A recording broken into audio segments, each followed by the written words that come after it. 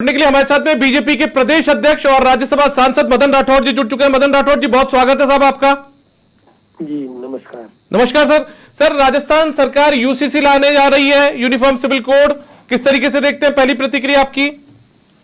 देखिए, यूसीसी लाना इस देश की आवश्यकता है। इस देश में जब एक कानून सबके लिए लागू हो तो भेदभाव नहीं होता है, इसलिए ये अच्छी व्यवस्था है।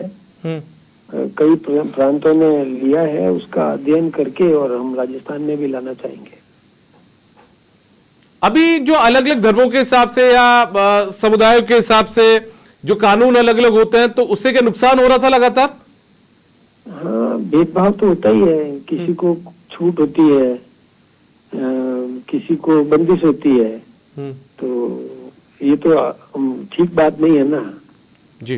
किसी भी विषय पर अलग अलग समुदाय के लोगों को अलग अलग तरीके से छूट देना और किसी पे प्रतिबंध लगाना, ये तो ठीक बात नहीं है। इसलिए एक देश में एक कानून, अपन ने पहले भी तो किया है ना, उसके हिसाब से ठीक रहता है।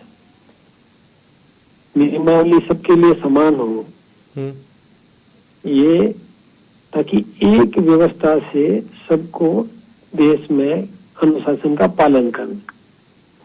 मदन जी, एक धर्मों में ही नहीं, अलग अलग धर्मों के हिसाब से जैसे कानून होते हैं, वैसे जो जातियां होती हैं उनके भी अपने अलग अलग कानून या मान लीजिए रीति रिवाज भी होते हैं, तो ऐसे में वो चुनौती तो रहेगी सरकार के सामने, उनके लिए कैसे? देखिए, वो रहेगी तो उसकी एक मतलब मिनिमाइज करने की कोशिश की जाती है कि उसमें किस प्रकार की किन परिस्थितियों में कैसे छूट मिलती है, तो वो सबको लागू होगी, कोई एक विशेष के लिए नहीं होगी।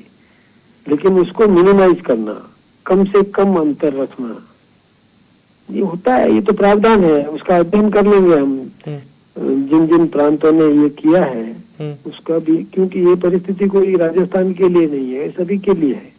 तो उन्होंने भी सोच समझ करके एक्ट बनाया होगा जी। तो हम भी जी व्यवस्थित तरीके से करेंगे, किसी के साथ अन्याय नहीं हो, सबको समान न्याय मिले। बहुत धन्यवाद आपका मदन राठौड़ जी, आप हमारे साथ जुड़े और इस पूरे मामले को लेकर आपने अपनी प्रतिक्रिया दी।